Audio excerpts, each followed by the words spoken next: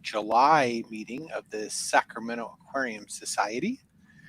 My name is Wiley, and I am the president.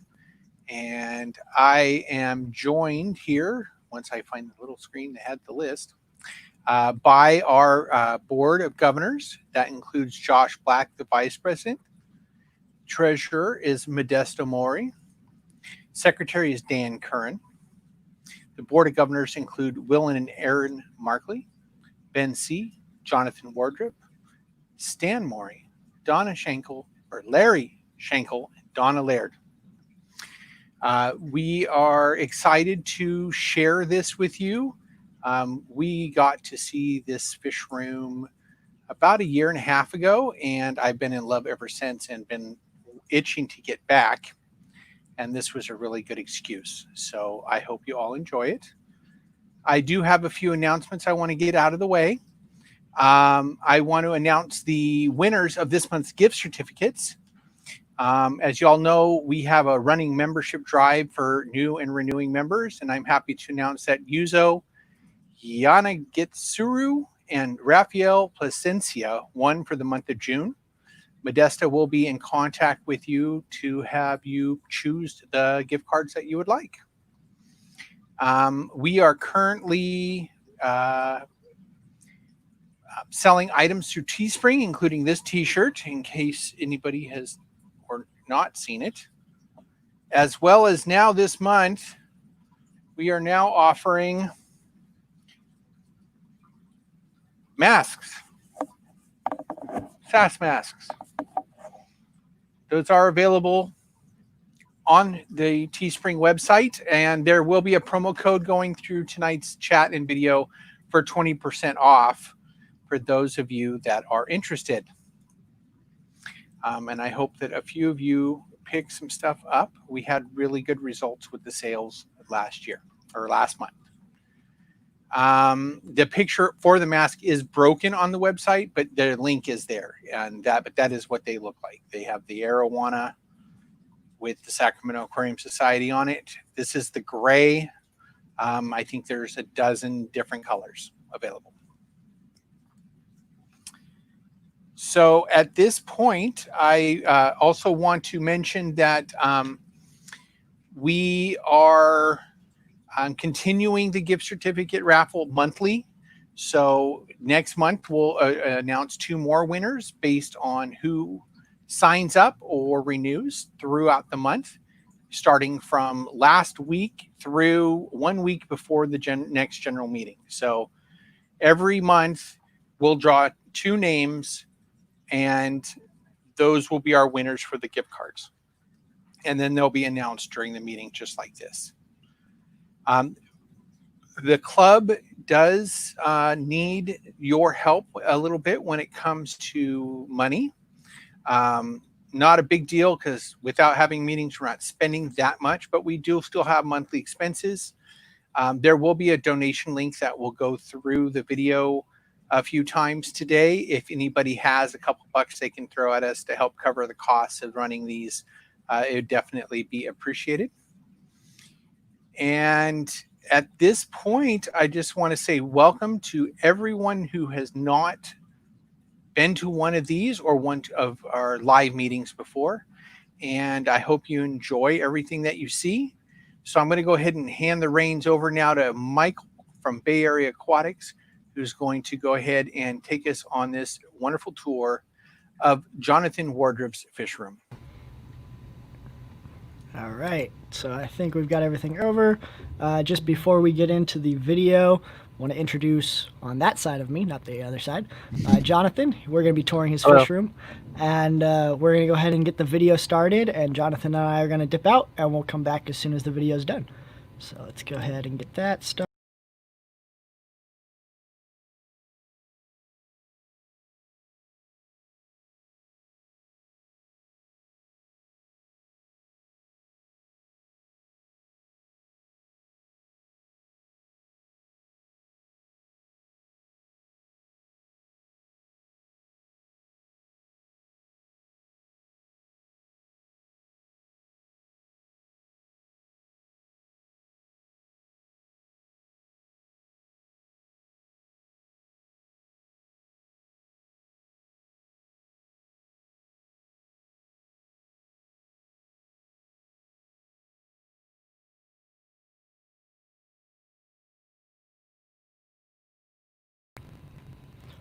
Hold on, I'm hearing there's no audio. Let me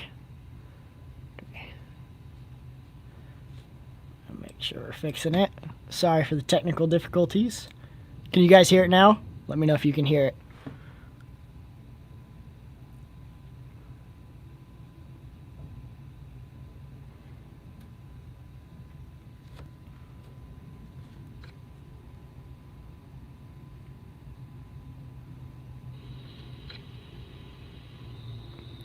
I'm still not hearing it. Okay. Give me 1 second, guys.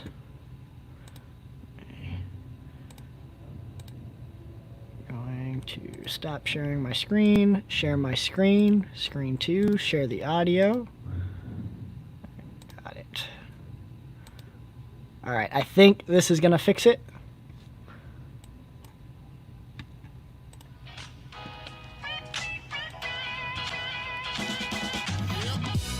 Hi, my name is Jonathan Wardrip, and this is my fish room that we're in here. I've been keeping fish my whole life, and after college and in the last 4 or 5 years have gotten more into it. You know, it started with 120-gallon tank growing up and has progressed into now about 2,200 gallons in this room. So yeah, with that, I think we can get into it. In this tour, you'll see some large South American cichlids and lots of Southeast Asian and Indo-Pacific fish, some Tanganyikan cichlids, and there's probably some other stuff in here too. So with that, this is a domestic discus tank, and there are also green phantom plecos. These are Bolivian rams as well, and then some stir-by-cories. And I keep this tank at about 85 degrees year-round. This is one of the only heated tanks in the room. For the most part, I just heat the airspace. The tap water here in Sacramento, thankfully, is really soft almost year-round. In the late summer, it can get harder. So there is an RO line running to this tank. But for the most part, I'm able to keep them in our tap here around 60 to 70 TDS. Then below them we have the green terror, and I have other tanks with large South American cichlids, but find that he does not get along with them. And I like to say that this is his fish room. We're in his space right now. That's why he's coming up and attacking the glass. He's claimed territory well beyond the limits of the tank.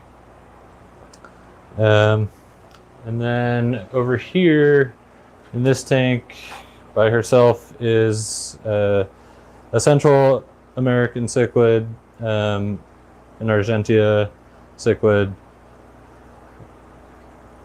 and I'd like to get her mate eventually.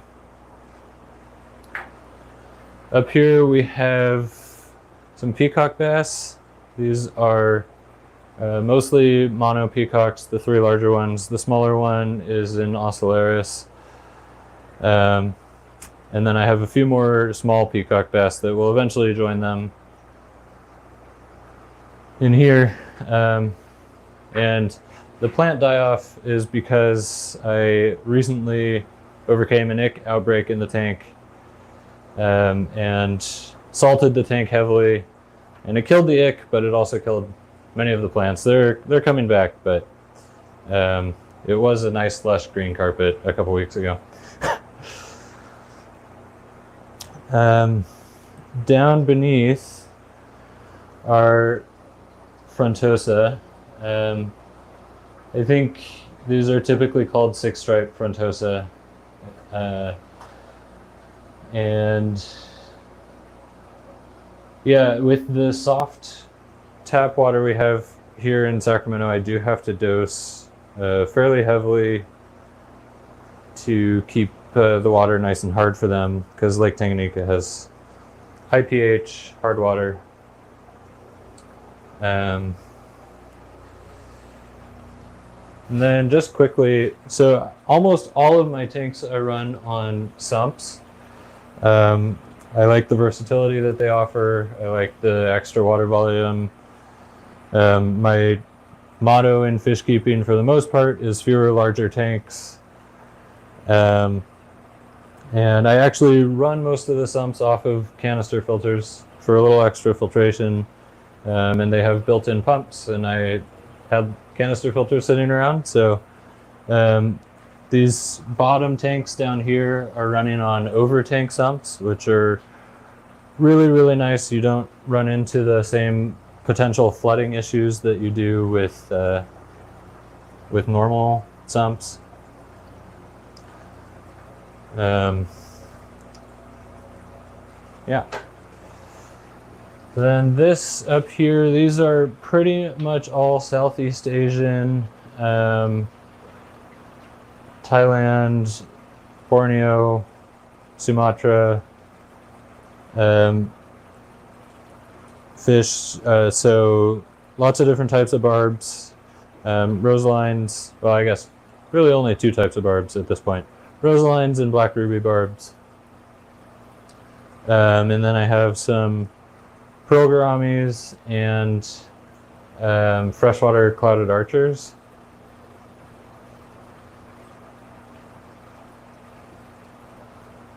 And then beneath them, the focuses of the tank is mostly rainbows. This has kind of become a catch-all tank, but I have, since I know we have some rainbow people in the club, I have Glossolepis incisus, Chilorthena alani wapoga, and then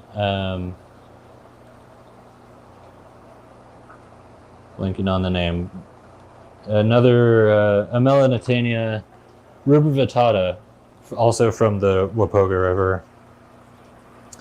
And I have actually been able to breed the rubivitata Melinitania successfully. Actually, all the fish you see in here were bred in this room.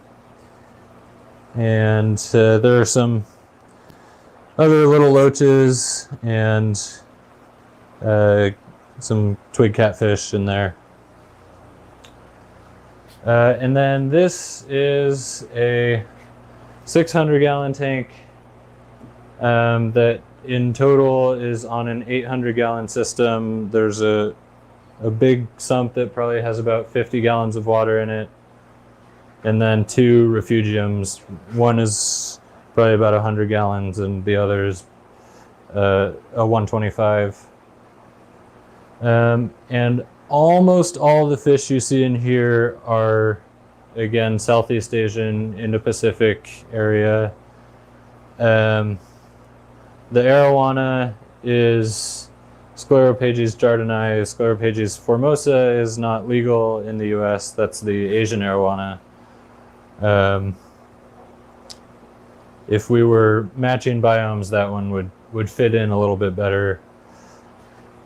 And then the catfish you see are a Synodontis, and they're African, and they will eventually go in with the Frontosa that we saw earlier, but they're a little bit big for that for now.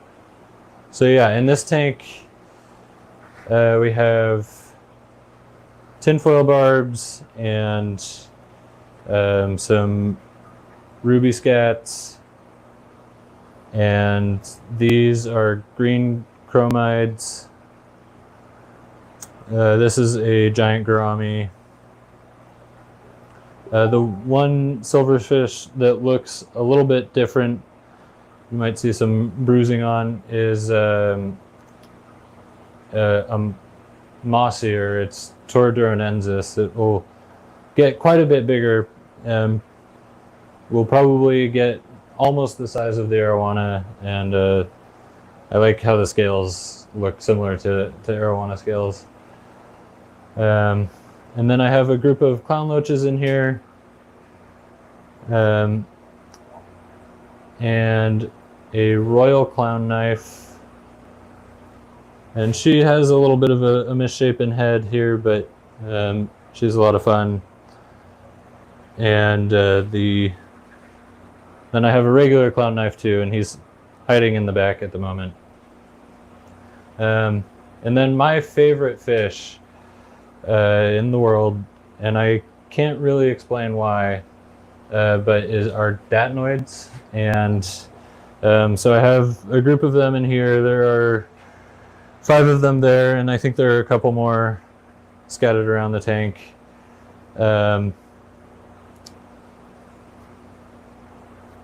These are the darker brown ones with the brown stripes? Correct, yeah. That are all just kind of hiding and doing nothing. So again, I can't really explain why I like them so much. They're not very exciting, but they're big predatory fish. They're incredibly endangered. They're in their natural habitat. The rivers are being destroyed by palm oil plantations. They have not been bred in captivity in anywhere other than Thailand,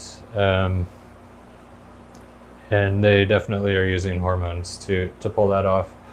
It would be fun to do eventually, but I don't know that I have the space. Apparently they like really deep water for breeding, so something I've thought about, but yeah. So these are all Indo-Datnoids. There are several types. There are also Siamese tigers, which are completely extinct in the wild and very difficult to get in the hobby. There are New Guinea tigers that are brackish to marine, and then American tigers or silver tigers, which are also brackish to marine. And then North Thailand tigers, which look similar to these but have narrower bars.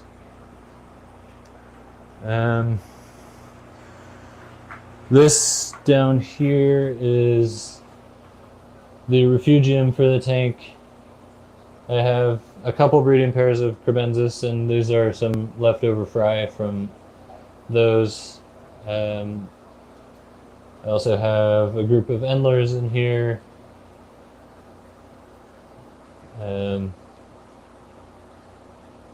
the point is to have lots of plants growing in here all the time. So I like that I have duckweed in here. I get to clean it out every couple of weeks and know that I've pulled lots of nitrates out. And I really enjoy having the full ecosystem. So most of my tanks have, many of my tanks have plants. Almost all of my tanks have snails. Yeah, I like watching all the life that would live together naturally continue to do that in microcosms. So coming around here, this tank down here is also on this same 800-gallon system. These are some more small clown loaches that are still snack sized for a lot of the bigger predatory fish in the tank above and other mossier. And then down in this pipe, down way at the bottom, there is a little catfish that will get a bit bigger. And that's Bigroides melapterus. Hopefully we can get a picture of it, we'll see. Moving on, this is a 300-gallon South American community. Cichlids and catfish and red hook silver dollars, a couple of grow out peacock bass that are too small to go in with the big ones for now. I've got a couple of dwarf pike cichlids that I got from the SAS auction. There are definitely some auction fish in this fish room, so thank you to those of you who bring fish to that. Then from there, I've got a couple fish in quarantine, recovering. Don't want to stress them out. Then in here, in this little tank, there's a baby peacock bass that's growing out. Up here, this is Neolamprologus multipunctatus. We've got a breeding group of them going. They're a lot of fun. I like watching them rescape the tank and move around the sand.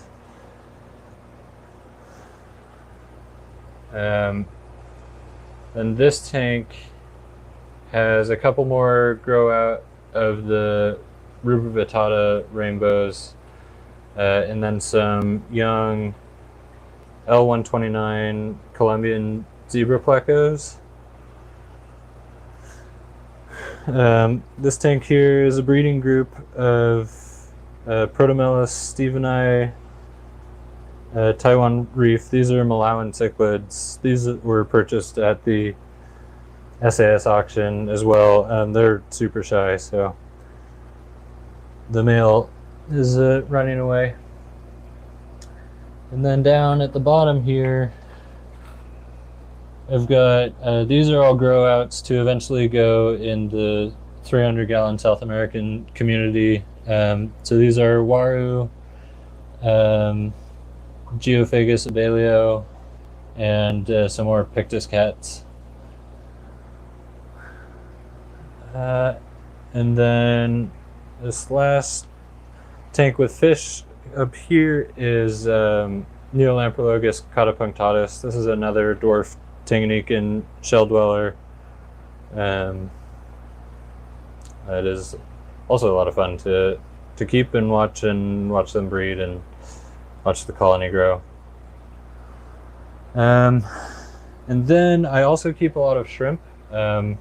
Shrimp started out for me as a way to recoup some of the costs of fish keeping. It costs a lot of money, as we all know, to keep fish, and shrimp seemed like a pretty straightforward way to make some of that back.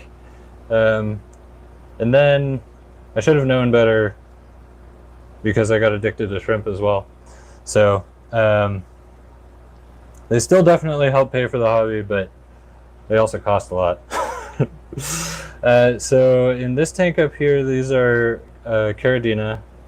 One of the fun things about Caridina, and specifically Taiwan bees, is that you can mix them because they will breed true. So if you have a blue bolt breed with a black panda, then you'll get blue bolts and black pandas. And if you have a black King Kong breed with a red King Kong, then you'll get black King Kongs and red King Kongs. So it's a fun genetic project to observe. Fun to watch them all come out, and fun when you have a buried shrimp to wonder which types you'll be getting out. And then my favorite shrimp are down here. These are fancy red tigers. And the thing I like about tigers in particular is that they can live well and thrive and breed in both Caridina and Neocaridina parameters. And for those who don't know, Caridina like very relatively soft and slightly acidic water. And Neos at this point don't really care, but generally like a higher pH and a little bit harder of water. So the Caridinas have buffering substrate and then are on RO water. And then pretty much everything else is on tap. So I also have, these are just Blue Dream Neocaridina. These are the bread and butter. These are what have actually pretty much paid for the rest of the shrimp rack. These are some fancy black tigers that I will... the colony should be going soon, hopefully. And then if we come down, these are red Neocaridina. These are a mixed grade from, I think it's usually called Sakura to fire red. Then there are oranges in the tank next to them, but they're pretty hard to see, so we can kind of skip over them. And then these are Bloody Mary, which is a high grade red shrimp. Down here at the end, we've got, these are orange-eyed blue tigers.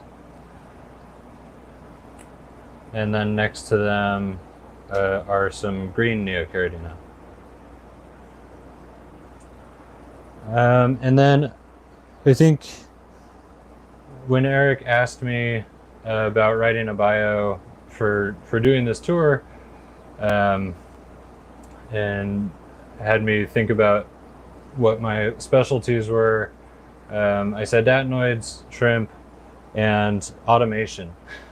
So I love automation, and when we were moving into this house and I was building out the fish room, I knew I wanted everything to be as automatic as possible. I think it's easy for all of us to get burned out on water changes, and so I put together this auto water change system. So there's a line coming in from outside controlled by this shut-off valve, and it goes through this whole house carbon block filter. I have a 1 micron filter in there at the moment, and then goes into this garbage can, and this garbage can has actually a toilet fill mechanism, device, whatever you want to call it, that and a pump, and as the pump pumps out water, the toilet fill will allow water back in. And then I do heat the water up to about 75 degrees. I find that that's warm enough that in the winter I don't get as much condensation forming and mold growing on my pipes. So actually all the tanks we saw today are on a drip line. I referenced it a few times. The drip line runs around the room and into the tanks. I use Gemco drippers, and they make a specific thread cutter that attaches to any drill. It's actually really easy and really straightforward.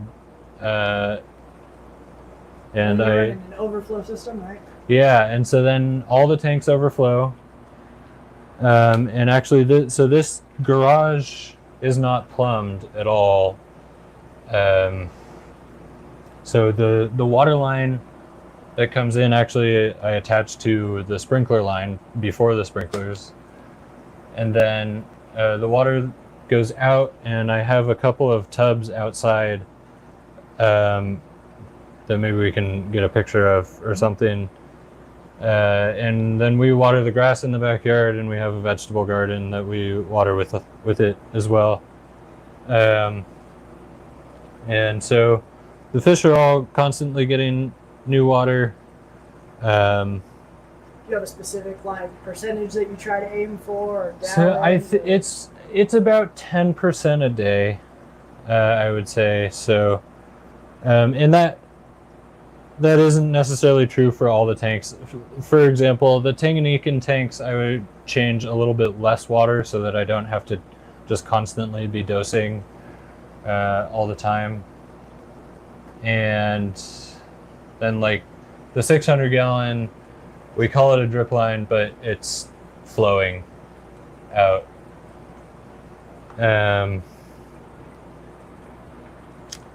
And the discus get more than 10% a day. The discus are probably getting 30 to 40% a day, and they're in a 75. And I'm trying to think. So getting discus and having a couple months a year with hard water here, and then also having the shrimp, I realized I needed RO.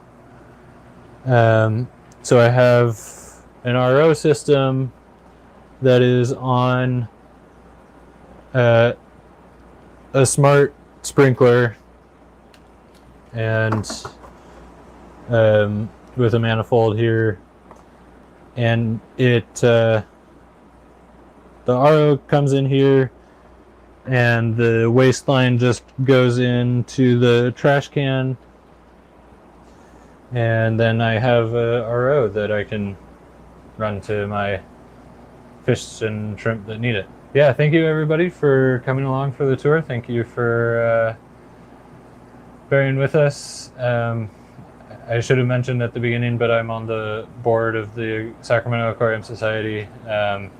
We've really appreciated the participation so far with these online meetings, and have enjoyed getting to see other people's fish rooms, and we'll enjoy continuing to get to see them as we go forward. And thank you very much to Michael for making this all happen. And yeah, looking forward to the questions.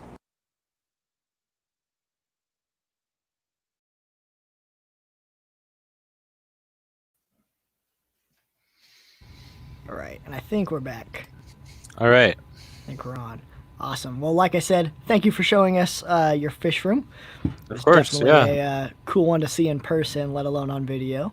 And then I just want to hop into a couple of questions real quick that kind of wrote down along the way, and then we'll take some questions from the comments once we get those coming in. So what got you do a lot of bigger fish. What got you into bigger fish specifically? It's a good question. I don't really know. I don't know if James Krause is in the chat or watching, but he owned Rivers to Reef in Davis, and I blame him for most of my fish addiction. At my wedding, he introduced himself as my dealer, and yeah, I think clearly there's something in me that is interested in them, and then he definitely encouraged it and pushed it along, and he had big fish available in the store. And when I started out, I actually started out with an all-male Malawian cichlid tank, and enjoyed the bigger fish in there, and then it kind of progressed into bigger and bigger fish. And so are there any, you've kept a lot of fish and you've got a lot of cool fish and some rarer fish. Are there any fish that you haven't gotten to keep that you want to keep? For sure. There's plenty that's not legal that I would love to keep.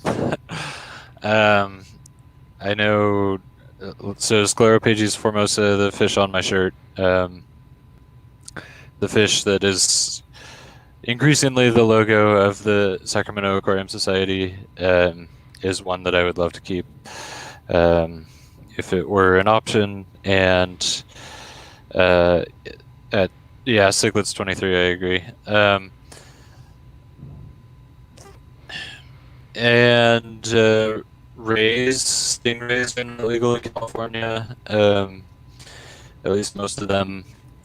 So they're difficult to get a hold of, and again, most of them are not legal to own, so they're definitely on the list. I love Archipelago Girouans catfish, which, for those who know what a tigrinus looks like, it's pretty similar. and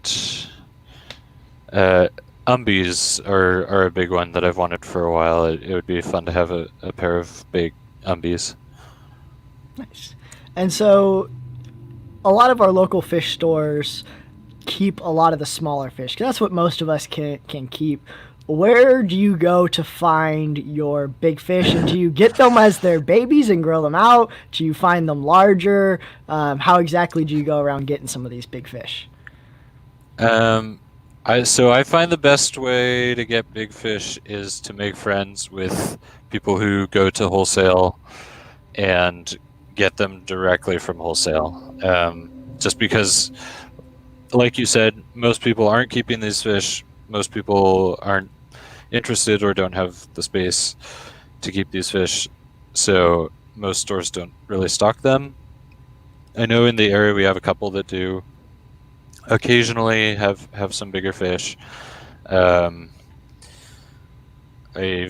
are definitely fish in there. The Cyclamonoculus, the peacock bass, have come from Exotic Aquarium, and So to answer your follow-up question, most of them have come into the fish room as little fish. The arowana was probably about 6 inches long when I got him, and the royal clown knife that is pushing 20 inches was 3.5 or so when I got her, and then I've got a couple of them I've gotten larger, but for the most part, small is easier, at least to find them, because when you do buy them retail or wholesale, then they're pretty much always small. And if you get them big, they're coming from other hobbyists. Definitely. All right, so I'm going to go into the comments and pull a couple of questions. I know some of them you answered in the comments, but not everyone sees the live comments, so I'm going to jump up and kind of re-pop up some of these. Sure, yeah. Talking about your water changing system and your shrimp, are you just running RO water in there? Are you lowering the pH at all, or how are you working with that? So the substrate, and I'm blanking on the name of it at the moment, but I think Flip Aquatics is the one that recommended this substrate, and he keeps lots of shrimp and sells them professionally. The substrate buffers it down to about 6.5, which is perfect for Taiwan bees, and the tigers love it too. So the soft RO comes in and is able to be buffered down. If I put tap water in there, it would just burn through the buffering properties of the substrate within a short amount of time. Yeah, that makes sense. All right, and then your water, when it comes into the room, is it 75? Are you heating it? And then I'm going to tack on to Jeff's question a little bit. I know up here, one of my concerns in the summertime, or at least I guess down here from you, my water from the tap actually comes out above 80 degrees, and so I have to kind of cool the water down. And do you have any issues with that, and how do you control that water? The discus would be happy about that. No, so yeah, water temperature is very seasonal here because our water is coming directly out of the Sacramento River. So from July through September, it's upper 60s, and then actually by the end of September, it's into the mid 70s by itself. But in January, it's in the high 40s. So it's super, super cold when it comes in. And yeah, the water heaters definitely burn a lot during the winter. And are you using like a aquarium water heater in the trash can, or are you using like a hot water There are externally? a bunch. Yeah, there's about like 1.5 kilowatts worth of heaters. Their aquarium heater ratings are kind of bogus, but the rating would equal about 1.5 kilowatts. And then cichlids23 asked, how do you deal with tanks in the heat? Are you running some sort of cooling system, or how do you deal with that? I have a little portable AC/heater, I guess a little portable mini split that I use to heat and cool the room. So I do actually like the fish to go through seasons. So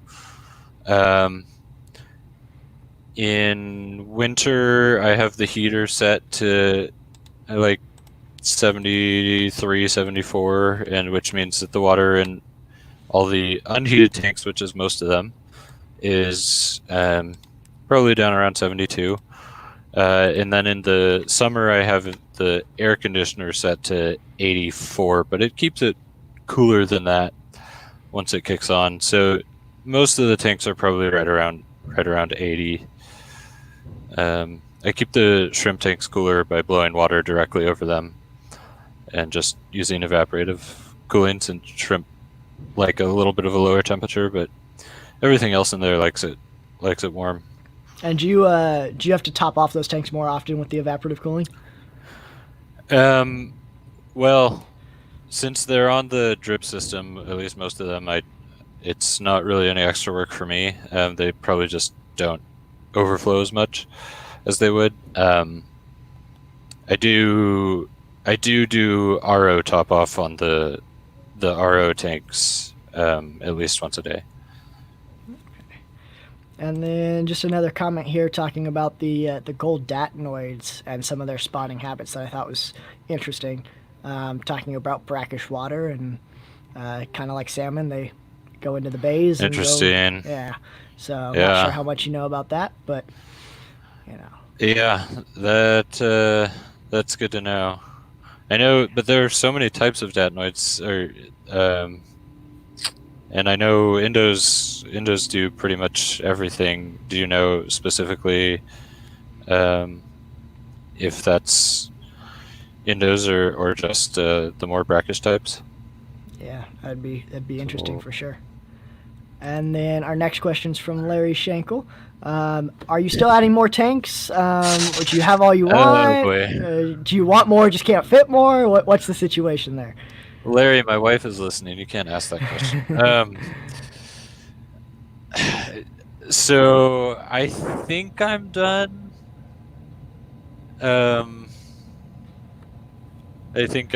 I've played with the idea of kind of shifting things around a little bit and getting rid of one of the 240s and turning that whole wall into another big tank for the Peacock bass.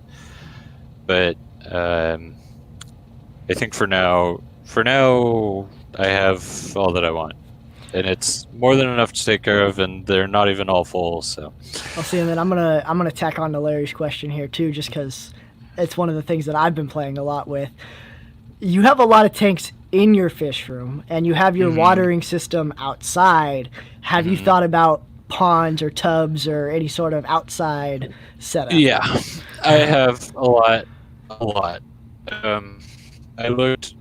So I love koi. Again, I love big fish, so it follows. I love koi, but the dimensions of our yard and the way the sun hits it, and koi ponds are expensive to do right. Very. Yeah, I looked into it, and for the size I wanted, it was going to be like 20 grand, and it was like, okay, don't think of koi ponds in the future. So you got to get one of those big 20-foot containers with the side viewing window. And yeah, there you go. Yeah,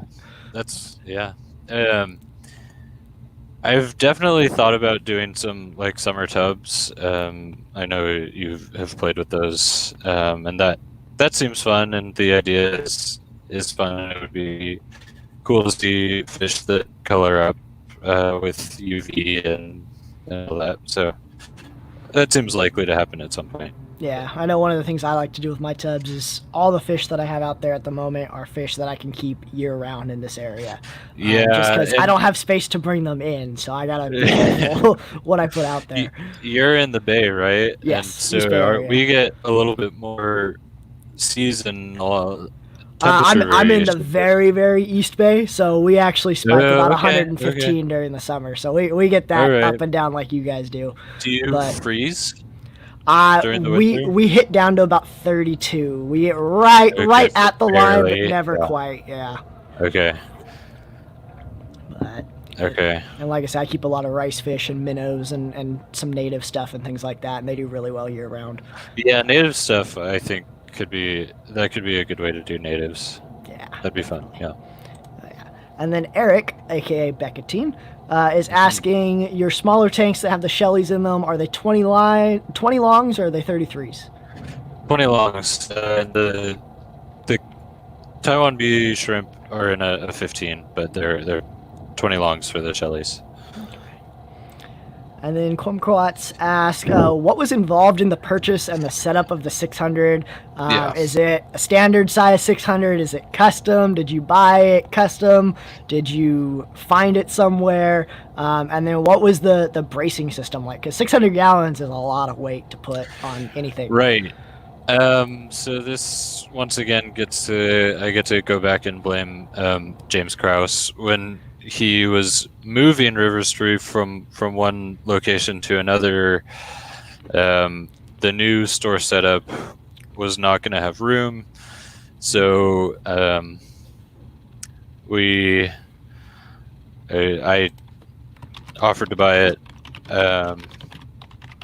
And so the setup is mostly pretty similar to what he had going. I added the 125 under there, but overall it's pretty similar. The stand came with it. It is I'm fairly certain it's custom, so acrylic sheets don't come in 10-foot sections. The fact that the tank dimensions are 10 feet long by 4 feet wide by 2 feet high.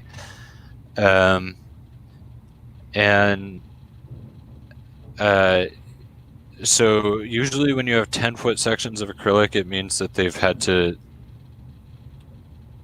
cut 2 feet off of another piece of acrylic and add it on to an 8-foot standard piece. And so I know that the tank's original owners had it set up marine, and then James had it. Actually, all the rose lines you saw in the 180 were in the 600 in his store. And yeah, moving it is crazy. It's gotta be the easiest time ever, right? Yeah. So I've moved it twice. I moved it from his store to my mom's garage, and then my mom's garage to this garage. And it takes at least 10 people. The stand is probably about 800 pounds, and the tank empty is probably about 600 pounds. With 10 people, nothing feels very heavy, thankfully. But you have to get the largest moving truck that they offer because it has to be moved end on end. It can't be moved stacked. So you need a 20-foot moving truck, or you need to make multiple trips. Those are options. And how do you move the big fish like that? Like, are you? What type of Yeah, netting are you moving using? What are you using big for fish is containers? Completely miserable. Also, that's actually worse than moving tanks. Moving fish is way worse than moving tanks. So to move big fish, it depends on how old they are and how big they are. So easier to move big fish when they're younger. One, they aren't quite as big, and two, they recover better. Really big fish that are older aren't used to the weight of their own bodies. Since they're suspended and buoyant. When they come out of water, they can have organ damage happen just as their bodies collapse on themselves.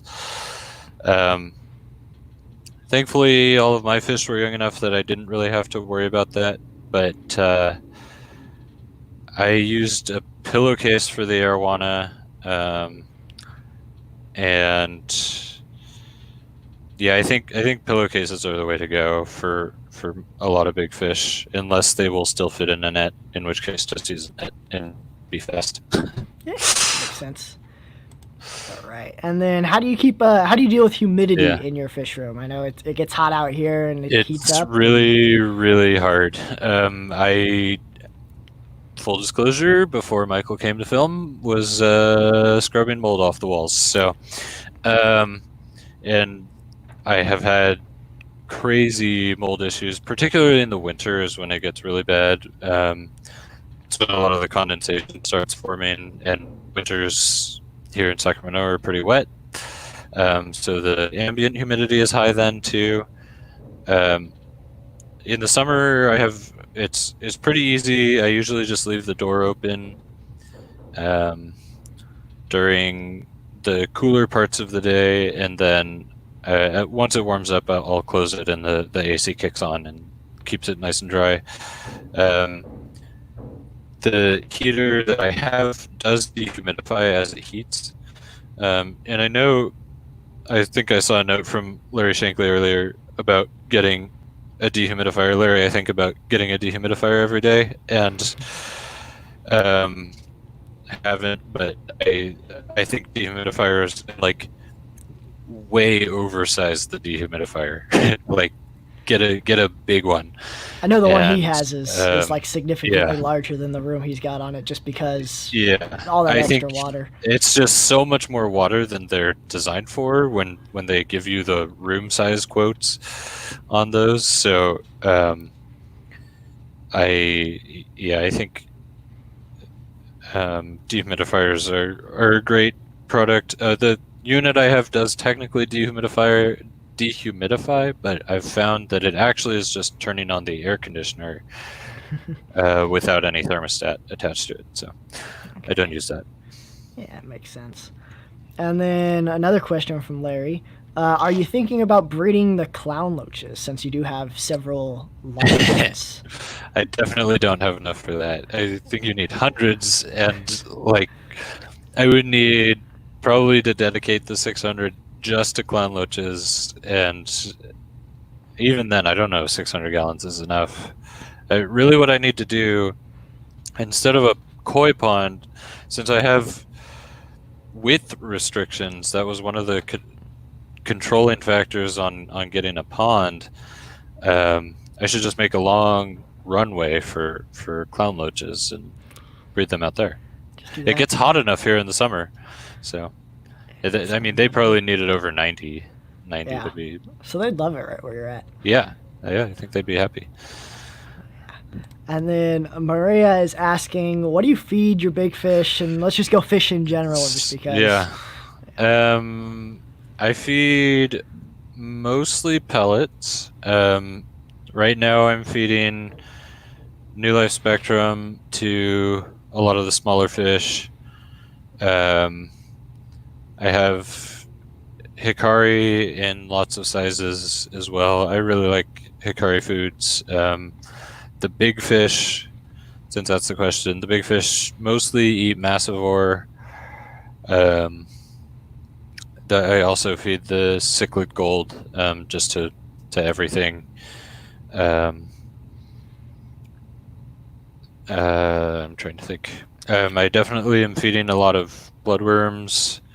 And then the arowana and one of the peacock bass and some of the Datnoids will only eat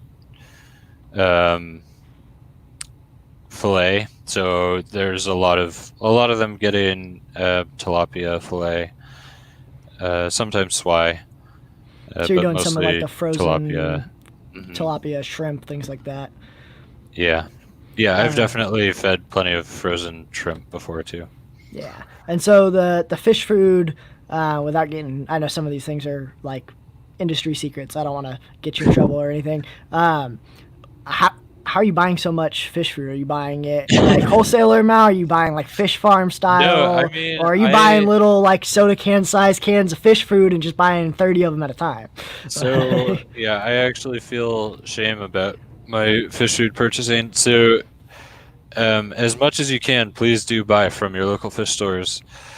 But when it comes to buying the 2.5 kilogram bags of hikari, the fish stores can't get them for less than $60, and so by the time I get it, it's like 80, and on Amazon I can get it for 45. So the big bags of hikari are coming from Amazon, and then I don't know how they do it, but Safeway sells tilapia way cheaper than anybody else. The frozen tilapia at Safeway is honestly about 50% cheaper than even Costco. So I've seen that. It's a good buy tip. your tilapia at Safeway, whether you're eating it or your fish are eating it. Yeah, 50%, you get twice as much fish.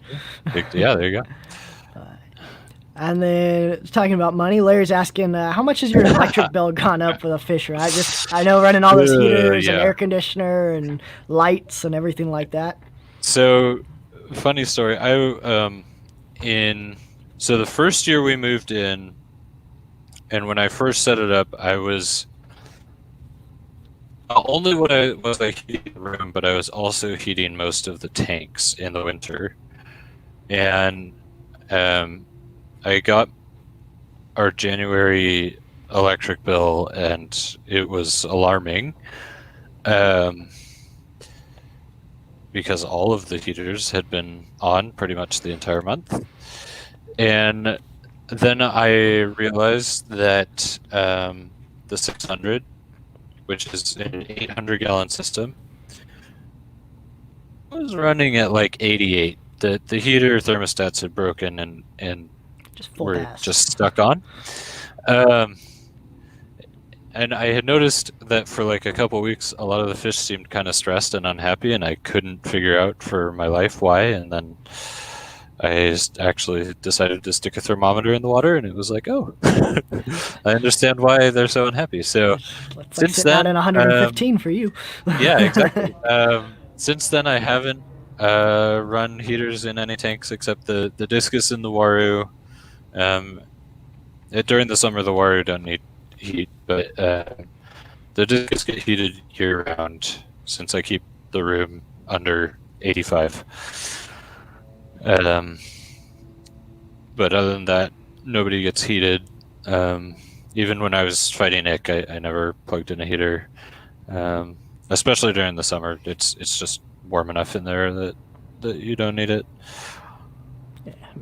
So yes, Larry, a lot. It's probably a third of our monthly electric use, at least. And you're running, that's different than a lot of larger fish rooms that I see. You run a lot of canister filters and pumps versus like a central air system. And so what made you, I know you said you prefer the sumps, but what made you prefer like running the canister filters versus like an air system? When I was getting into it, really liked canisters, and I still do like canisters. But then I had a bunch of canisters sitting around as I was switching most of the big tanks over to sumps, and it was like, I'm gonna have to buy pumps for these. And most of these canisters, most of the cheap Chinese knockoff canisters run top down, which means that they're not gravity fed, which means that you can run them pretty much anywhere. And pros and cons to that, for sure. But I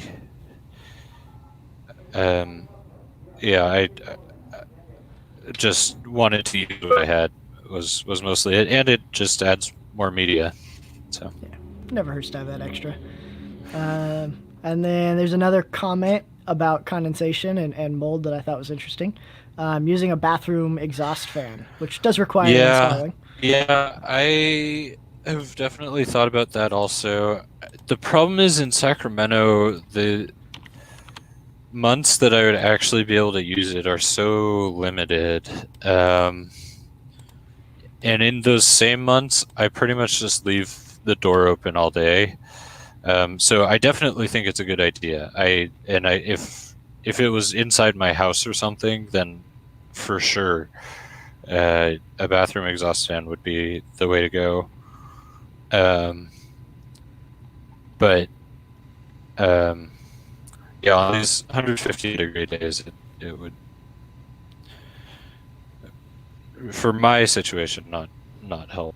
But yeah, it's definitely a really good solution for anything inside the house, I would say. Oh yeah. And then Larry jumping in again with his dehumidifier. Says his is for 4,500 square feet, which I know his room is definitely not that. Yeah. He's got like a bedroom. So even Rich's room isn't that big, so yeah, definitely running a big dehumidifier there. Yeah. Let's see. And then Eric jumping in again, talking about clown loaches and breeding. He says that he's pretty sure they haven't been, or as far as he's heard, they haven't been bred in captivity, except by using the hormone injections. So, Eric, there's a YouTube video of somebody in Florida who claims they're not using hormones. I have the same skepticism you do. But he talks pretty at length about the process, and so I think it's possible. And the clown loaches he has are 12 inches, and definitely seem like they would be capable of breeding. And I don't know how he would get so many otherwise, unless he's just flying them all in directly himself, which is possible. But yeah, it takes a very specialized setup and massive runways, and if it's even possible at all. And then Mary Shankle's asking, do you feed your fish once a day, twice a day, 10 times a day? Yeah. How do you do it? Depends on the fish and depends on my mood. And so I would say generally most of the fish get fed once a day. If I have some really small fish that I'm really excited about, then especially right now during COVID while I'm working from home, they get fed like 5 times a day.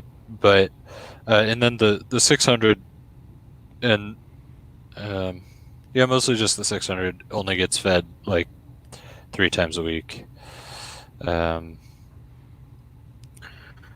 It would be impractically expensive, and big fish just don't need it nearly as often as smaller fish.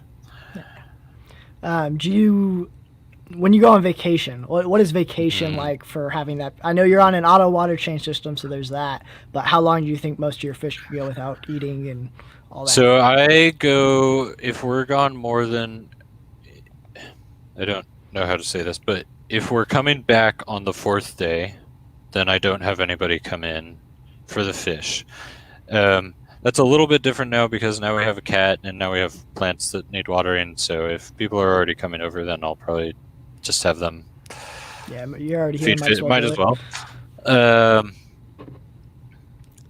But generally, I would say for 4 days or so is where the smaller fish, I think, want to eat. And then the bigger fish could go way longer. But yeah, 4 days for vacation, and then I like to have somebody come in at least every other day.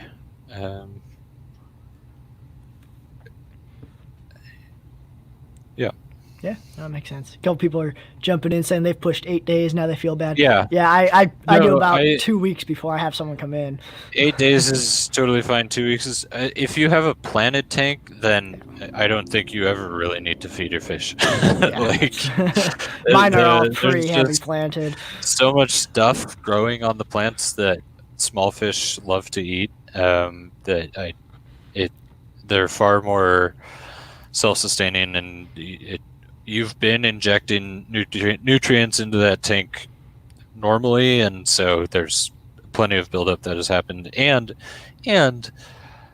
not feeding your fish, from everything I've heard, is actually pretty good for them. I mean, fasting them, at least once in a while, it allows them to clean out their systems completely. And in the wild, they would not be getting 3 square meals a day.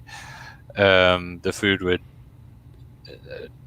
it would just be a lot less consistent what they had access to. So not against fasting fish, and 8 days is totally fine. Yeah. And then I just want to pop in here and plug the Aquarium Society real quick. So we've got our merchandise on our Teespring store, and we are running a 20% off coupon good through tomorrow. And the coupon code is up on the screen right now. It's also been dropped in the comments along with the link. And then also, we aren't having meetings at this time, so if you're able to, there's a link to donate to the Sacramento Aquarium Society. Both, again, it's been dropped, or you can go to our website. There's a donations tab that talks about donating, and that's always super appreciated. And then jumping back into comments, Matt Adams talking about air conditioners. I know you mentioned, keeping temps cool, I mentioned you had an air conditioner, right? Yeah, definitely recommend having, if your fish room is outside your house, definitely recommend having some sort of air conditioning unit in the Sacramento area. It is just, unless the only thing in your room, or only things in your room love being in really hot water, then I would definitely recommend some sort of air conditioner, and it keeps the humidity down too. Definitely. And then Larry asks, what type of lighting are you using? Because I know you have some plants and some tanks and some other tanks. Yeah. Lights are not something I've invested heavily into yet. I have a couple of old fluvels. There's a lot of shop lights, and a lot of Chinese LED knockoffs. I find that they work fine for most things. If you're lighting deep tanks and you're trying to grow plants, then I'm sure you would need something nicer. But most of the plants I have are super low maintenance and relatively low light as it is. So. Yeah, definitely. And then, I lost where I was in my chat thing here. It's always fun. Uh-oh. Yep. Where did I go? We were talking a little more about breeding clown loaches. Oh, yeah. And then I think we've actually pretty much caught up to the end of the chat. So again, if people have questions, drop them in. It's going to be one of maybe 2 notifications to kind of get your questions in before we wrap up. But I knew I was going to ask you something else, and I blanked again. That always happens when I'm on live. It's just how it goes. Yeah. And we were talking, so your overflow system. We talked a little bit about how, very, very little bit, about how none of your overflow water actually goes into your sewage system. It overflows into your collection tub. What exactly got you doing that? What's the setup? I know we saw a couple of pictures of it, and what do you use it for? So when I was building it, I knew I wanted auto water change. I ran into issues where the garage itself is not plumbed, and this is kind of going to be something I keep going back to in this answer. But so just looking at the costs of running plumbing out to it is prohibitively expensive. And then I thought, well, I can pretty easily get a water line from the sprinklers, the backyard sprinkler system, to before it goes to the sprinklers, go into the garage. And then I started looking into water heaters because I originally wanted auto water change, not drip. And that, I think, again, if your fish room is in your house, I think just having auto water change is probably better. You probably get about 20% benefit from having larger injections of water at certain points of the day. But the best option for me was drip. And then your overflow collection system. It was a couple of, what were they, 55-gallon storage totes that you had buried in the ground pretty much? Yeah, so any specific reason for that, or? The whole overflow is gravity fed. So I needed the bins to be lower than the overflows. Makes sense. Yeah, and I went through lots of iterations of that in my head before actually landing on this one. I thought about like doing one of them and then getting a big IBC tote and then having a float switch that would pump out the water into the IBC. And a lot of it was just overly complicated. And this seemed simplest and pretty effective. And how do you get the water from the storage totes in the ground to your garden or plants or There's grass a pond pump. There's pond a pond pump connected to a garden hose, and we have attachments for it depending on what we're doing. It's a good way to use that water and the nitrogen. And yeah, for sure. Yeah, the plants love it, and grow well. So definitely. And Larry was asking, what got you started in fish keeping? Okay, so I grew up with a fish tank. I inherited it from my brother when he left for college. And then I was always a little bit interested in it, but it was kind of just something I had, and so didn't see the need to get rid of. And growing up, it was a 20-gallon, but I kept bala sharks and rainbow sharks and common plecos and like things that at the start. Yep, for sure. Yeah, things I shudder to think that I kept in those conditions now, but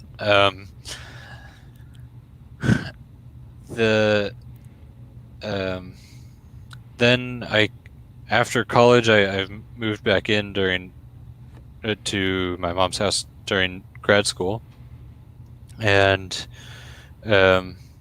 through a series of events, kind of had to reckon with, okay, do we still want the tank or not?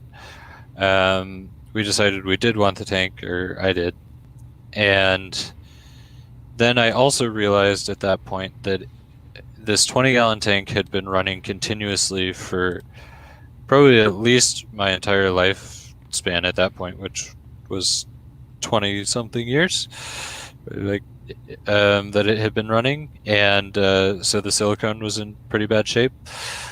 So I took it down, got a new tank, set all the fish up that I had in there, and then had a big old bacteria bloom and had never seen that, and did the research and found out about the cycle, and found out that I wasn't just keeping fish, I was keeping an ecosystem. And then, as it turns out, once you start Googling and exploring the fish internet, you start learning about lots of different types of fish that you had no idea existed. And then you start realizing that some of those fish you can't keep with the fish that you already have. They need to be in a different tank. And then you realize that you have a tank sitting out in the garage and that it's not that hard to reseal it. And then you have 2 fish tanks, and then it's over. That's just Once you have 2, downhill from is, there. it is over. So, yeah. And then Jeff was asking, what do you feed your shrimp? I know we talked about fish food, but we didn't really talk much about shrimp food. I have cans and cans from that I got from a store going out of business of expired algae wafers for plecos, and the shrimp love them. So I'm gonna keep feeding them those until they stop eating them or something. Yeah. Yeah. Awesome. And then are clown loach stripe patterns genetic or environmental? I have no idea. I don't either. I know their coloration changes with age. They fade with age, but I don't know about the stripe pattern. I know for sure there are the like the different striped, like you can get the ones that only have one stripe on a side or have angled stripes or stuff like that, and often those sell for a premium, but I don't know. Yeah. And then Erica Booth said she missed the first couple of minutes. Can you talk about your Frontosa? Are you breeding them, and how do you tell male from female? They are definitely too small to breed so far, but definitely a goal at some point is to have that colony breed. I don't know. I thought it was mostly in the nuchal hump. I think the males get larger and have larger nuchal humps, but there might be somebody in the chat who knows more. Let's see. And then Larry's asking, do you only have chlorine or do you have chloramines in your water, and what are you using to get that out? Yeah, good question. I had posted on the SAS discussion group Facebook page because I was noticing that fish in a couple of tanks were looking and acting strangely. And you know, with the pandemic going and all that, I was thinking, like, what if Sacramento started using chloramine? So I asked if anybody knew, because I know that historically Sacramento has only used pretty low levels of chlorine.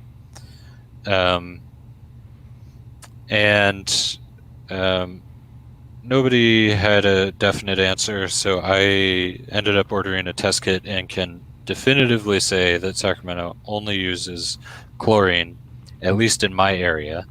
I think Sacramento is divided into 4 districts for water. So it's definitely possible that the municipal supply is putting different things in different areas. But for my area, just chlorine. And everything that goes into the room, into the trash can before getting pumped out to the tanks, runs through a carbon block. And I was using a smaller, cheaper filter, but when I had the chloramine concern, I realized, well, maybe it's worthwhile just investing in a nicer block filter. They're of course disposable, but especially since you're not running all that Seachem Prime or Safe. Or right. whatever. Yeah. Since I'm not dosing anything unless I do a special water change on a tank, I went ahead and just got one that claims that it pulls chloramine out. It's a electron filter. Seems to be working. Yeah, it's definitely working. The thing that was making the fish in those tanks act weird was ick, as it turns out. So, not chloramines, but always the random weird disease. thing. Yep. Yeah. And then Mary was saying, what was your favorite fish as a kid? Growing up having that tank. I really enjoyed bala sharks, and I had a rainbow shark that lived way longer than any other fish I kept. They got pretty big. It was probably 6 inches or so eventually, and in a little 20-gallon tank. It was super mean, but I really loved it. And I guess you can see that I continue that trade on as I now have lots of big mean fish. Like the predators and the aggression. And, Yeah. And then they're I do talking just want a to say little... predators get a bad rap. There is a difference between predation and aggression. There are plenty of fish that are not at all predatory that are extremely aggressive, and fish that are extremely predatory that are barely aggressive at all. Like frontosa are a good example. Super, super predatory. They will eat anything that fits in their mouth. Not very aggressive fish. Speaking of those, we were talking in the comments a little bit between Erica and cichlids23 about sexing the frontosa. He jumped in and said there's 2 holes the same size underneath for the male. If the rear vent is a larger hole, it'd be female. For size changes, it's about 4 inches for females, or for fronts. Okay. So, frontosas, I'm assuming that's what that is. Yeah. Mm-hmm. But, yeah, that was kind of interesting to throw out there. Yeah, that's good information. Thank you. Yeah. And then Mary asked, how much time does your wife spend in the fish room? What's her favorite fish? And how does your wife tolerate the fish in general? Overall, she is incredibly tolerant. I mean, you have a whole fish room. It was definitely a learning curve. 2,000 gallons? Yeah, 2,300 or so. Definitely a learning curve for both of us. I am pretty confident that her favorites are the stir-by-cories. I know she also really likes the Cauda shell dwellers. She used to spend a little more time out there. These days, it's not very much, not very often. Did she let you bring any fish inside the house, or are they all staying outside? They're all outside, and I think if I really wanted a tank inside, I don't think it would be an issue. I think the issue is that I don't want to have to do manual water changes. So, yeah, I get that. Right now, there's no fish tank in the house. That might change at some point, but for now, yeah. Definitely. And then Pugs Tanks is asking if you could only use 3 plants to aquascape a tank, what would they be? I know you said you use a lot of low maintenance plants. So yeah. I really like Anubias. I really like Wisteria. And then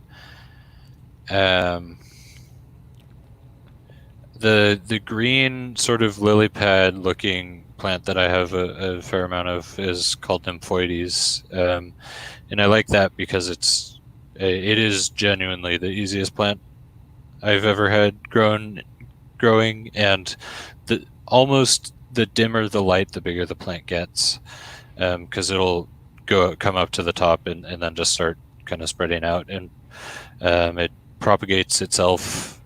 And super easy, super bright green, huge leaves that are a lot of fun. Definitely. Yeah, I know Pogostemon stellatus octopus is a personal favorite of mine. That stuff grows that's a good one. Like a weed once it gets going. I like dwarf hairgrass just because it's a carpeting plant that's relatively easy. I like dwarf sage for the same reason. It's not the most incredible carpet, but it's super easy. It grows in sand with no nutrients added. You don't have to fertilize it. It gets only like an inch or 2 high, and it's usually bright green when you don't dump a bunch of salt in your tank. Exactly. Let's see. And Larry was asking, how did you come across your arowana? You said you got him when he was smaller, right? So James picked him up for me at Pan Ocean. James Krause. So yeah, I will say most local stores that I've been into are pretty willing to special order fish for you, even if it's a unique fish like a Giardini arowana. So definitely just ask. Oh yeah. And then along with, we were just talking about how many gallons your fish room is. How many tanks do you have? Yeah, I don't actually know. I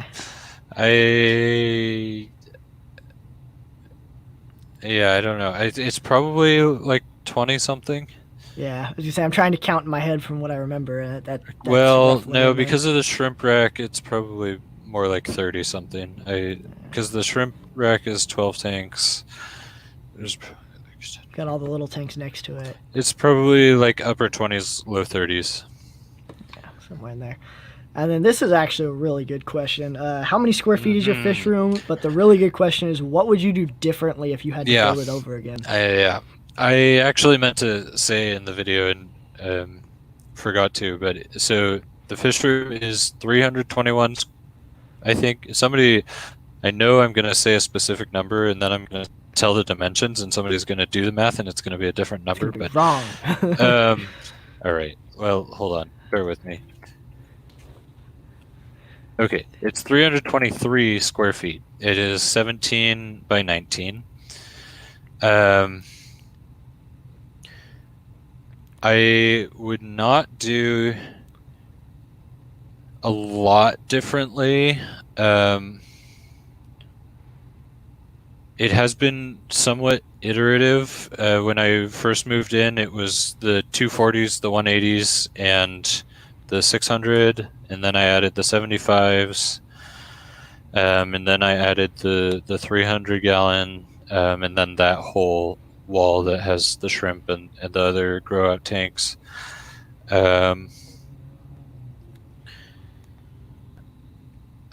I would, when I was building it out, I insulated the walls and I used blow-in insulation and cut holes into the. Unfortunately, the people we bought it from had already put drywall on the garage walls. In hindsight, I probably would have just torn the drywall down and put in sheet insulation.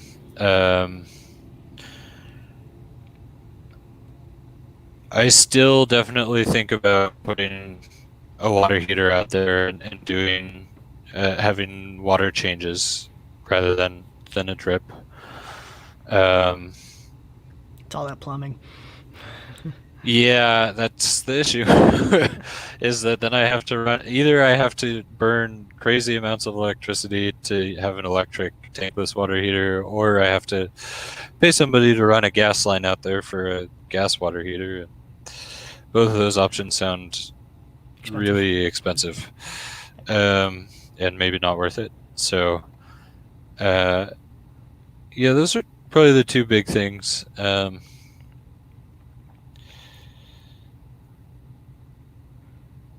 So insulation and water. Yeah, two insulation and water. So yeah, mostly in my mind at least, like climate and temperature and water type steps.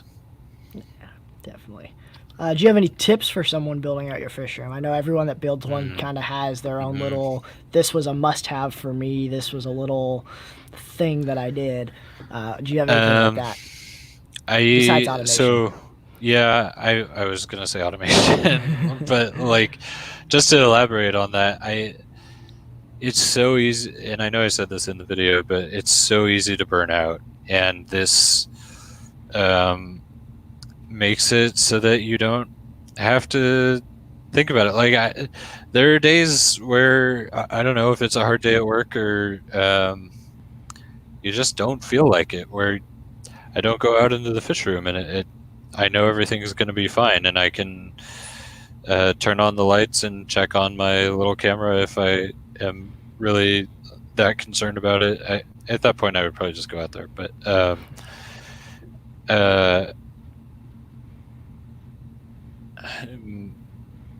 I think if you think you're at all interested in auto water change and you're setting up a fish room, just do it. It is so much easier to do it before the tanks are in. It is basically impossible to do once the tanks are in. It's not completely, but comparatively. Pain in the butt. Yeah. And just do the work up front so that you don't have the ongoing maintenance would be my number one tip to anybody setting up a fish room. Is more time up front is way fewer hours overall over the life of the fish room.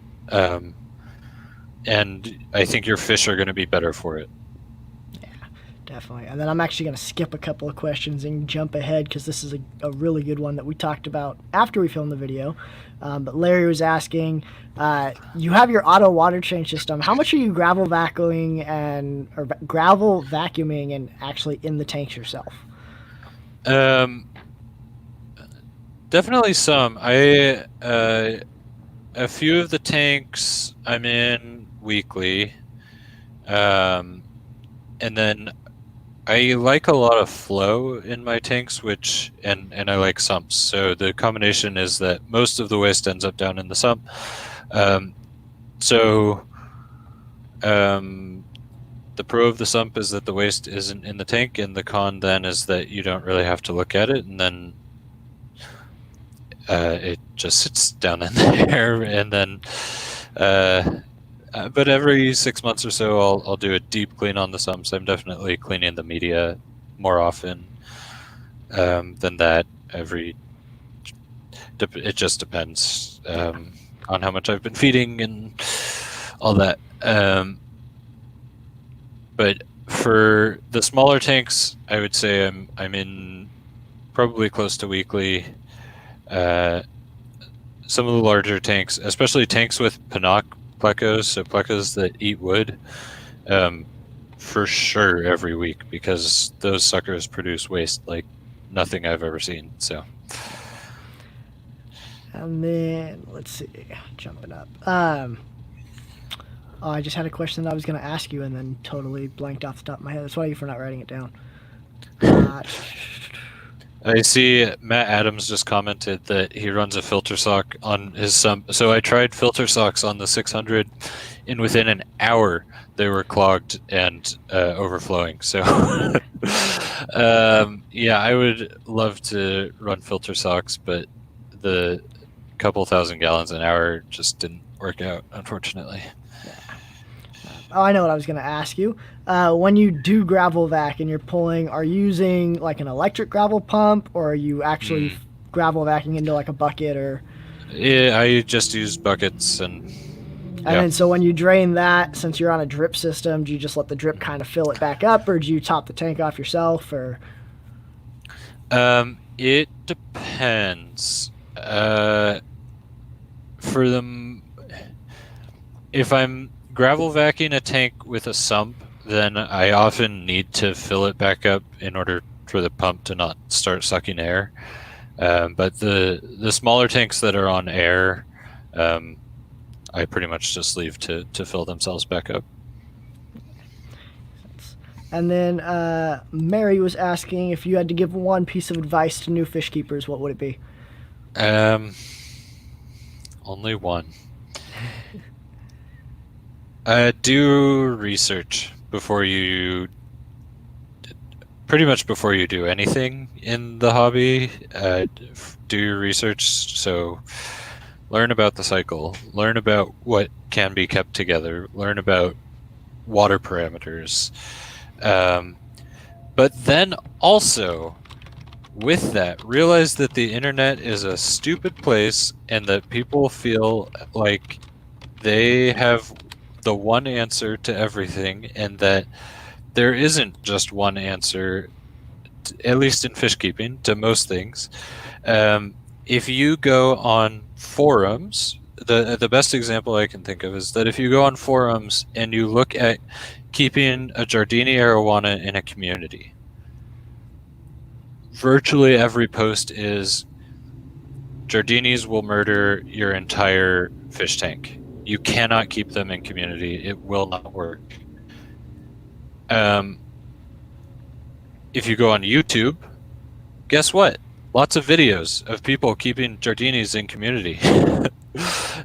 So pull from multiple sources. YouTube particularly is nice because then you can actually see with your eyes if somebody is doing it rather than just reading their forum post and being like, Saying have you that ever they're doing actually even kept a Jardini?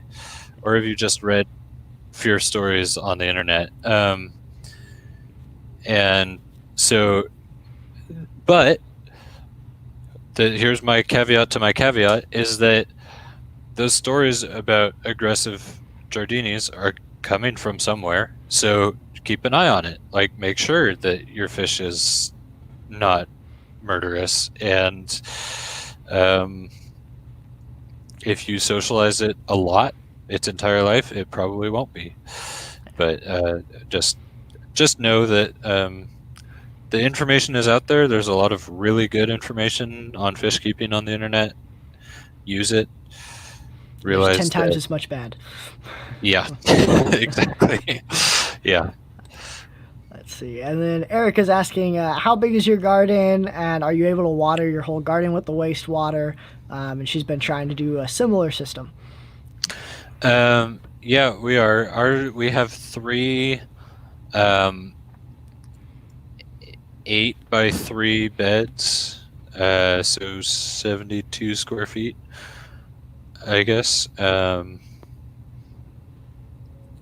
And definitely able to water it. We water our whole lawn actually with the wastewater. We don't run the backyard sprinklers at all. I'm running probably about 200-ish, maybe a little bit over that gallons a day through that's overflowing into the wastewater. So Okay. It's definitely enough. That makes sense. And then, let's see, this is where I started jumping around on everything. But Larry's asking, who's your favorite YouTuber and why besides Okay. Bay Area Aquatics? Because, right, you of know, course. That's just the Yes. default Yeah. favorite. I'm assuming he mostly is meaning fish YouTubers. I actually don't watch that many these days, but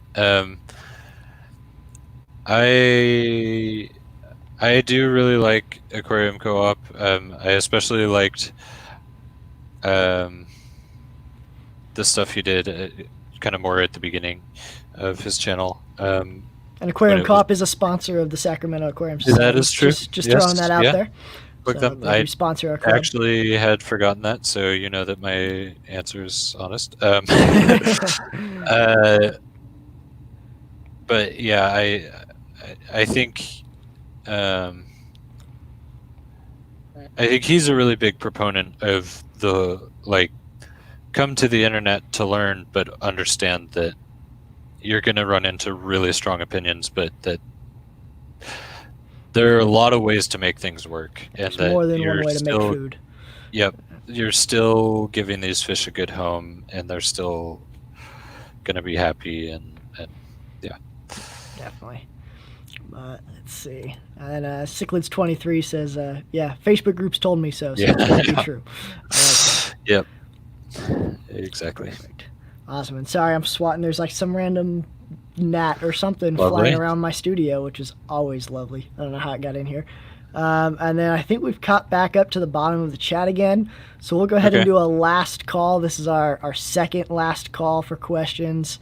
And kind of wait a second because I know the YouTube video's got like a 30-second delay on it. So whenever I say last call, it's not going to go There's out for the delay. 30 seconds. So you got to kind of talk and pop up. But we're starting to get some questions. So see some more comments from Matt about filter socks too. Yeah, that's. I don't actually know how many microns the filter socks I got, but yeah, whatever it was too small for the waste that my fish were producing. too fine for it. Yeah. Awesome. And then Larry asked, how many, if any, of your fish are on the CARES list, and is that something you like actively look for? Or? I definitely want to take the time to figure that out. I haven't yet. So yeah, I don't know, but.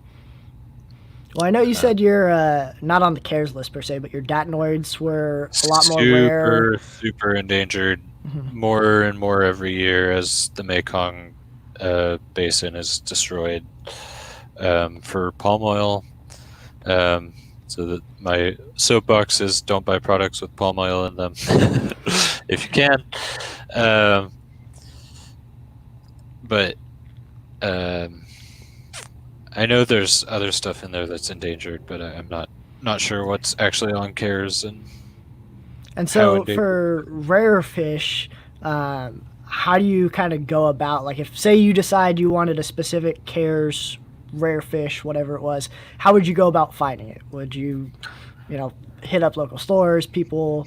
What's your go-to plan? I would definitely be looking at wholesale lists if you have access to them. I would definitely be.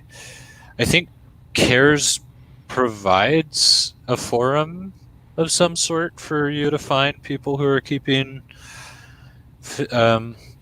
CARES fish, and if they are breeding them actively, then buying from other hobbyists is probably the single most sustainable way we can do the hobby. So definitely recommend that.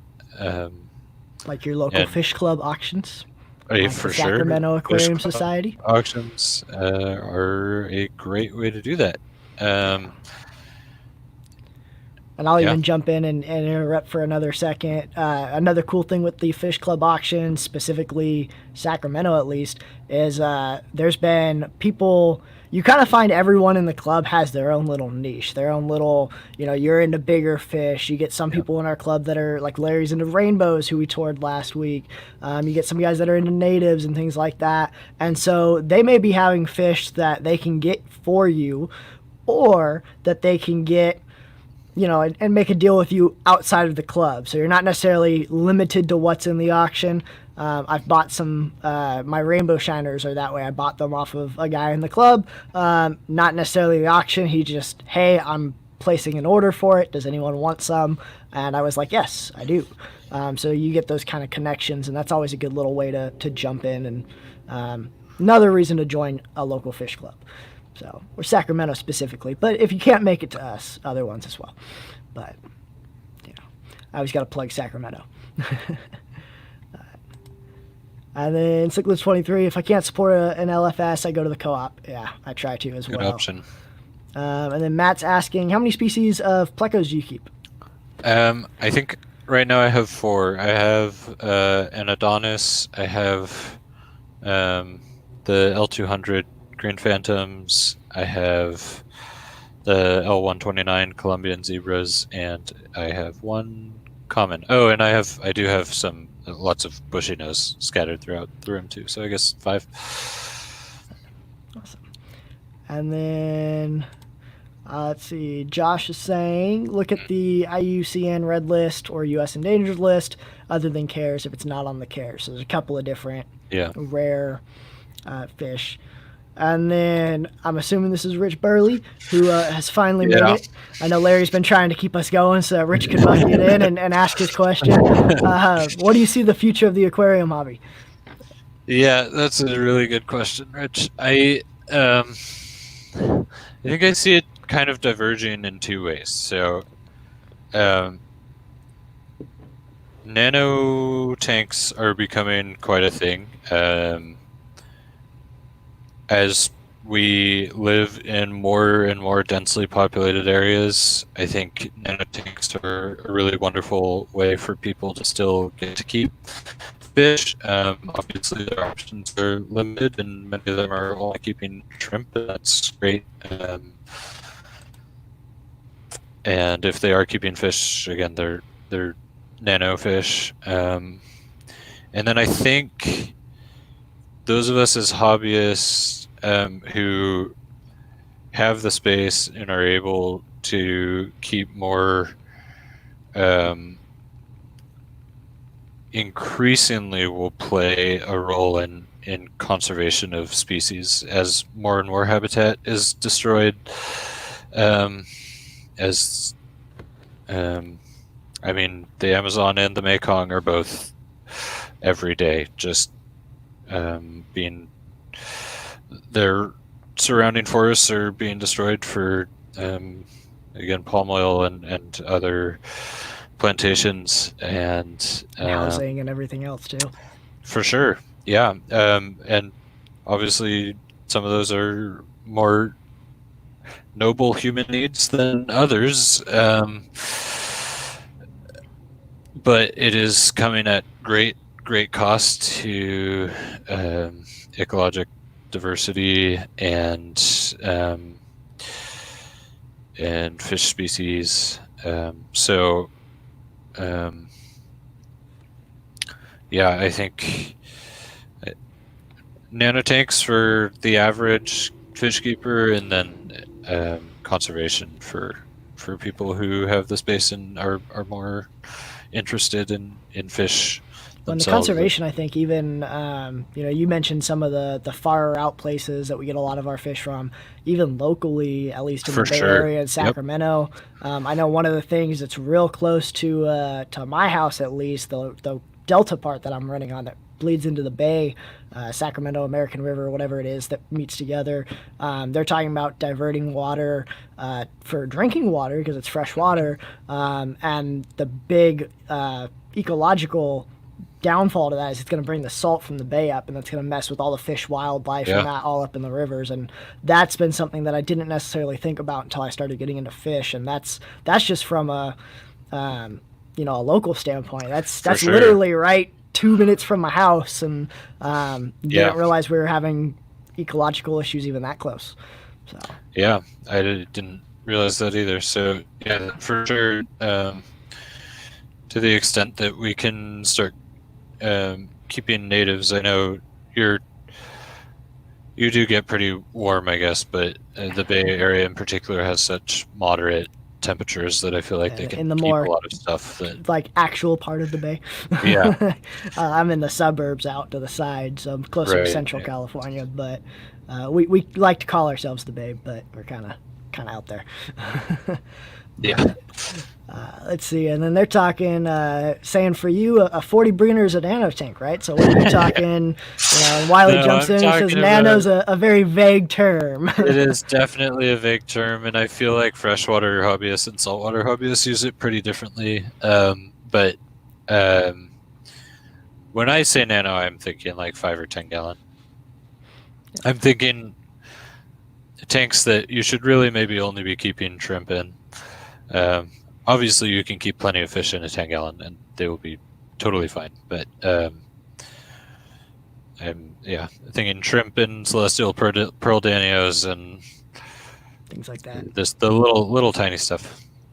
Oh yeah, definitely. And then Larry's asking, have you heard of issues with importing fish for the wholesalers? And what are your thoughts for the trade? I'm assuming he means right now with all the like travel bans and stuff. I know the wholesalers I have access to, some of them are having trouble getting fish in, and others aren't. And depending on the fish, they might be able to get everything and not of this fish. Yeah, and I mean, I feel like Larry probably knows more about this than I do, but I've definitely heard about it, and it's alarming. It seems like we're getting almost nothing out of Asia right now, and probably not a whole lot out of Europe. I know at least our local stores have had pretty decent South American selection. I've been surprised at what I've seen. I haven't seen mono peacocks available even in small size for like 2 years. And they had them this year. So it seems like it's pretty dependent on globally where they're bringing in fish from, and probably lots of variation from wholesaler to wholesaler too, and the relationships they have, and networks that they can tap to bring fish in. Yeah, definitely. I know I was just in PetSmart for the first time and I usually shop local fish stores, but wanted some feeder minnows for one of my ponds, and my local fish store doesn't carry them, so I just went to PetSmart to get them, and their fish tanks were pretty empty. Yeah, And I was like for thinking, sure. I'm trying to remember which day is their shipping day, and I'm like, it's the day after their shipping day. And I asked the lady, and she goes, "Yeah, we haven't been getting fish in for a while. We get feeders in, and that's about it." Oh So boy. it's interesting seeing what they've got there. But let's see, and then I think we're pretty much at the bottom. Just kind of some talk of visiting some fish club members and things like that. Yeah. I'm assuming that means Wiley wants to pop in and close out. I see his camera still off, so I'm going to talk for a second until he hears me and decides to pop his camera back on. And yeah, and all that. So, anything else you want to say before we close out too much, Jonathan? I don't think so. I think I got to stand up on all my little soapboxes, and yeah, just thank you all for tuning in and hanging out. And I love getting to share my fish room. It's one thing for me to see it every day, but I definitely love getting to have other people see it too. So Definitely. Awesome. And like I said, I think Wiley's back and on the screen now. So Jonathan and I will kind of dip into the back end for a minute and let Wiley close on out.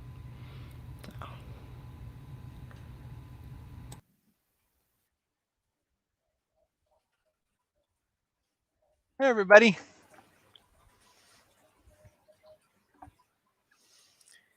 So I'm looking at my screen and there's this silly 30-second delay. So I don't know if you guys can see me or not. But hey, I wanted to just say thank you all for joining us. I want to remind you all to take advantage of the Teespring code, which has been linked a few times. I wanted to mute myself because I'm listening to myself on a 30-second delay. I wanted to again congratulate Yuzo and Raphael on winning the gift cards for this month, and remind everybody that if you subscribe to or become a member of the club or renew your membership, you are automatically entered to win a gift card to a local fish store that is a partner store. There's 4 or 5 different cards right now, including Exotic Aquarium, Splash Aquarium, and a few others. So if you have not renewed recently, or even if you have, go throw another year on there and get yourself a gift card. Next month, we're going to have a tour of Dr. Coleman's classroom and fish collection, and he's going to talk about what he does and what he teaches. Those of you that have been to meetings, Dr. Coleman is the gentleman that normally does the auctioneering. And so I'm really looking forward to that. We will be back on our normal first Saturday of the month schedule starting next month. So once again, everybody go buy a mask. They're kind of cool. They're like satin on the outside and cotton on the inside. Go buy a t-shirt. There's several different ones up there. And I'll see you all next month. And always feel welcome to reach out to me or anybody else in the club on Facebook. We're always there if you have questions or need help doing anything. Thank you all for coming. Bye-bye.